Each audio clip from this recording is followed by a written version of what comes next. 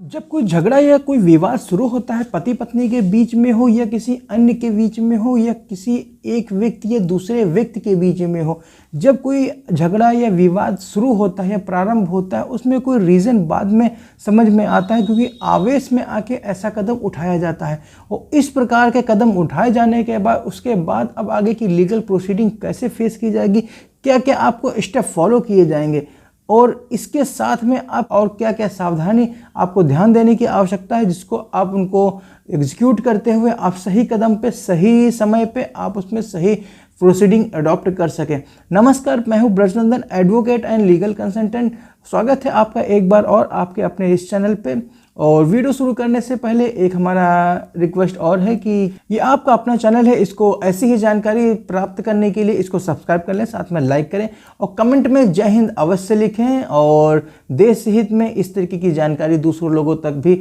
इसको पहुंचाने के लिए इसको शेयर अवश्य करते रहें, जिससे और लोगों को ज़्यादा से ज़्यादा लोगों को ऐसी ही जो विधिक जानकारियाँ जिनके अभाव में वो सही कदम नहीं उठा पाते या कहीं भी किसी भी तरीके से कोई थोड़ी बहुत जानकारी लेके अपना थोड़ा बहुत काम चला सकते हैं, लेकिन सही तरीके से सही काम को करने के लिए एक सही जानकारी की होनी बहुत आवश्यक है। इसी के साथ में आज का वीडियो शुरू करते हैं। और हाँ, एक चीज़ और मैं ये कहना चाहूँगा कि वीडियो अंत तक देखिएगा, पूरी देखिएगा, क्योंकि आपको भी मालूम है आधी अधूरी जानकारी किसी के समझ में नहीं आती। अगर समझ में आ गई तो उसको सही तरीके से सही रूप से उसको पूर्ण रूप से उसका फ़ायदा नहीं मिल पाता है। जैसा कि आज के वीडियो में हम ये डिस्कस कर रहे हैं कि अगर जो कोई विवाद अगर जो शुरू हुआ है किसी के भी पक्ष में हो, पति या पत्नी के बीच में हो या किसी पड़ोसी के बीच में हो या किसी ज़मीन को लेके कोई भी विवाद हो या किसी कोई फाइनेंशियल डिस्प्यूट हो जिसमें पैसे का लेन देन इस तरीके का विवाद हो, क्योंकि विवाद सबसे पहले मौखिक रूप से शुरू होता है और वो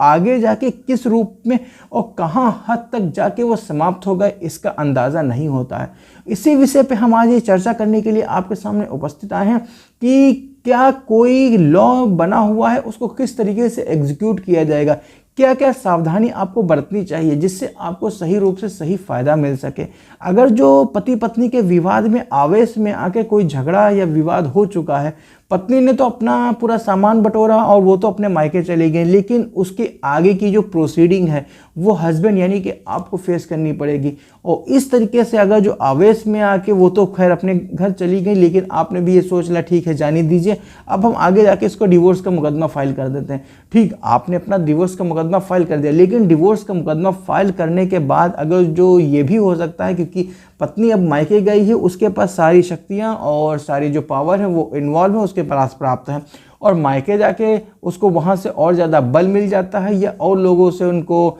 संपर्क में आने के साथ अलग से सलाह मिल जाती है कि कोई भी किसी तरीके से लड़ाई में कसर बिल्कुल भी मत छोड़ना, चाहे कुछ भी हो जाए। तो अंत में उसको सारी जो प्रोसीडिंग होती हैं कि जैसे कि दहेज के मुकदमा और डीवी एक्ट के और 144 यानी कि मेंटेनेंस के लिए वो सारे मुकदमे आपके विरुद्ध वो सारे फाइल करती है। लेकिन अल्टीमेटली अब रिजल्ट क्या निकल के आता है, अगर जो आप कोर्ट में डिवोर्स का मुकदमा फाइल कर देते हैं तो इट मीन्स आपने अपने खिलाफ ही कोई एक एविडेंस कलेक्ट कर दिया और ये एविडेंस वाइफ के रूप में उसको मिल जाता है और ये कोर्ट प्रिज्यूम करती है कि आप अपनी वाइफ को अब रखना नहीं चाहते हैं, उसको किसी भी तरीके से आप अपने घर में उसको नहीं रखना चाहते हैं और ना ही उसको सरवाइव होना देना चाहते हैं। जैसे कि अल्टीमेटली जो वाइफ ने जो एलिगेशन लगाए हैं तो आप चाह कर भी उनको झूठा नहीं साबित कर सकते, लेकिन अल्टीमेटली आपको काम ये करना होगा कि वाइफ ने जो भी आरोप लगाए हैं ये आप भी चाहते हैं कि वाइफ के द्वारा जो लगाए गए आरोप हैं, चाहे वो डीवी एक्ट के हो या 125 के हो या दहेज से संबंधित जो भी मुकदमे जो उसने फाइल किए हैं उसमें जो भी आरोप लगाए हैं, ये आप भी चाहते हैं कि उसके जो आरोप हैं वो गलत साबित हों, वो फर्जी साबित हों। इस तरीके की अगर जो एक्टिविटी आपने कारित की है और आपने डिवोर्स का मुकदमा फाइल कर दिया है, इट मीन्स आप उसको अपने घर में नहीं रखना चाहते हैं और आप भी अब एक दूसरे से अलग होना चाहते हैं। और इस तरीके की एक्टिविटी कारित करने के लिए आपने पत्नी को घर से निकाल दिया है और उसको मजबूर कर दिया है कि इस तरीके की कोर्ट की प्रोसीडिंग आगे की इनिशिएट हो सके। लेकिन इन्हीं सब चीज़ों को, इन सब चीज़ों को जो आपने गलती की, क्या क्या गलती कर सकते हैं या करते हैं, जो मैंने आप तक सामान्यतः तौर पे कोर्ट में प्रैक्टिकली मैं देखता हूँ और फेस करता हूँ कि इस तरीके की जो गलती कर देते हैं उसके बाद अगर जो हमारे पास कोई आते हैं तो हम उसमें बहुत हद तक चाहते हुए भी हम उनकी मदद नहीं कर सकते हैं, क्योंकि आपने जो अल्टीमेटली जो करना था वो तो कर दिया। अब जो चीज़ इनिशिएट हो चुकी है उसको वापस ले आना बहुत ही मुश्किल होता है। तो इसी के साथ में अगर जो इस तरीके की सारी एक्टिविटी कारित हो चुकी तो आपको डिवोर्स का मुकदमा बिल्कुल भी नहीं फाइल करना है।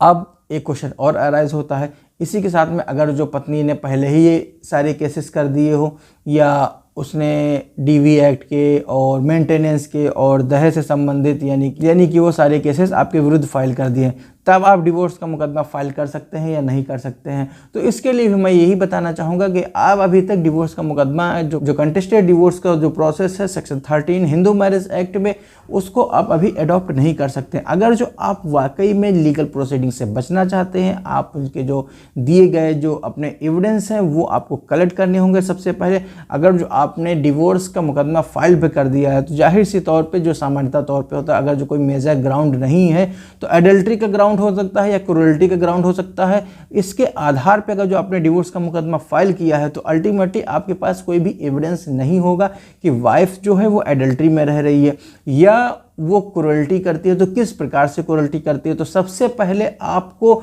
डिवोर्स का मुकदमा फाइल करने से पहले आपको उसके खिलाफ एविडेंस कलेक्ट करने होंगे। अब एविडेंस किस प्रकार से कलेक्ट करेंगे वो हम किसी अन्य वीडियो में आगे हम डिस्कस करेंगे, लेकिन सबसे पहले संक्षिप्त में मैं ये बताना चाहूँगा कि जो भी एविडेंस आपको कलेक्ट है वो आपको माननीय न्यायालय के समक्ष प्रस्तुत करने होंगे। और बिना एविडेंस कलेक्ट किए हुए अगर जो आपने कोई डिवोर्स का मुकदमा फाइल कर दिया तो अल्टीमेटली इसको हम कह सकते हैं कि जल्दबाजी में किया गया काम, और जल्दबाजी में अधूरा काम किया हुआ वाकई में बहुत ही खतरनाक होता है, जिसका खामियाजा आपको भी भुगतना पड़ सकता है। और साथ में अगर जो आपने ये सोच लिया है कि अगर जो साथ रहते हुए अब समय बीत चुका है और अलग रहते हुए भी 2 साल से समय अधिक हो चुका है, तो अल्टीमेटली अब आपको डिवोर्स का मुकदमा फाइल कर देना चाहिए। लेकिन अगर जो आपने डिवोर्स का मुकदमा का जो फाइल किया तो अल्टीमेटली फिर वाइफ के पास प्रोविजन अवेलेबल है आपके खिलाफ कि किस प्रकार आपके विरुद्ध वो मुकदमे फाइल कर देगी और उसमें क्या क्या आरोप लगाएगी ये भी जानते हैं। और जो स्टोरी जो सभी केसेस में मिलती है हमको सामने देखने के लिए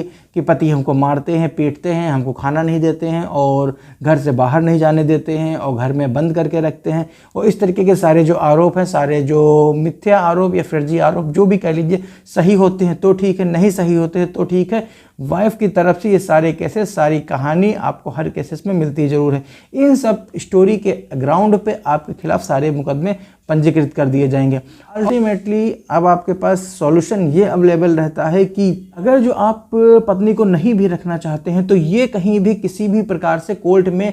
प्रेजेंस नहीं होना चाहिए कि आप अपनी वाइफ को नहीं रखना चाहते हैं। तो अल्टीमेटली जो इसका जो बैकग्राउंड या इसको हम दूसरे शब्दों में कहें, इसका जो रिफ्लेक्ट पड़ेगा, इट मीन्स जो पत्नी जो कह रही है वो बिल्कुल सत्य कह रही है एवं बिल्कुल सही कह रही है। तो इसके लिए सबसे पहले अगर जो आप अपनी पत्नी को नहीं रखना चाहते हैं या उसको आप उसके साथ जीवन यापन नहीं करना चाहते, तो सबसे पहले जो उसके क्रूरल्टी के ग्राउंड है, क्रूरल्टी के ग्राउंड को कलेक्ट करने के उसको जो एविडेंस मिलेंगे वो आपके पास ही मिलेंगे कि किस प्रकार क्या क्या काम करती थी, किस तरीके से हमको शोषण करती थी, किस तरीके से हमको खाना बना के नहीं देती थी, जब हम ऑफिस से लौट के आते थे तब हमसे लड़ाई झगड़ा करती थी, सुबह उठते थे तब हमसे लड़ाई झगड़ा करती थी, और इसके साथ में अगर जो हमारे नॉन प्रेजेंस में वो कहाँ जाती थी, किससे मिलती थी, और इस तरीके का अगर जो स्ट्रांगली एविडेंस आपने कलेक्ट कर लिए हैं और ये सारे स्ट्रांग एविडेंस आपको कलेक्ट करने के उपरांत ही आपको सेक्शन 13 में डिवोर्स का मुकदमा फाइल करना चाहिए। हाँ, इसके अतिरिक्त एक ऑप्शन अवेलेबल और है, आप 13 में मुकदमा ना फाइल करके अगर जो पति या पत्नी दोनों अगर जो तैयार है, तो अब जाहिर सी बात है अगर जो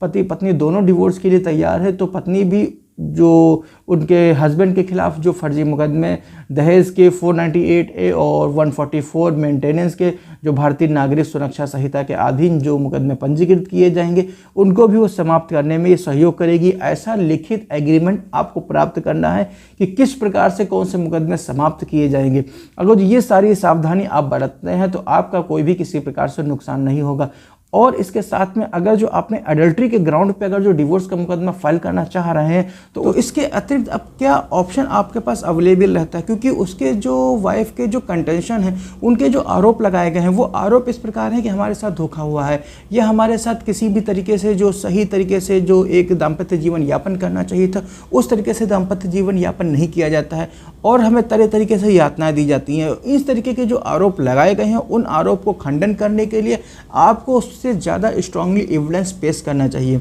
और इसी के साथ में आज का वीडियो यहीं तक है, इतना ही है। मिलते हैं किसी और एक वीडियो में एक नई जानकारी के साथ, एक नए विषय पर चर्चा करने के लिए। और अंत में मैंने यही कहूँगा, अगर जो आपने वीडियो यहाँ तक देखा है और पूरा अंत तक देखा है तो उसको सब्सक्राइब अवश्य कर लीजिए। और इसी के साथ तब तक के लिए हंसते रहिए, मुस्कुराते रहिए। और हाँ, वीडियो अंत तक देखने के लिए प्रेम पूर्वक धन्यवाद। जय हिंद।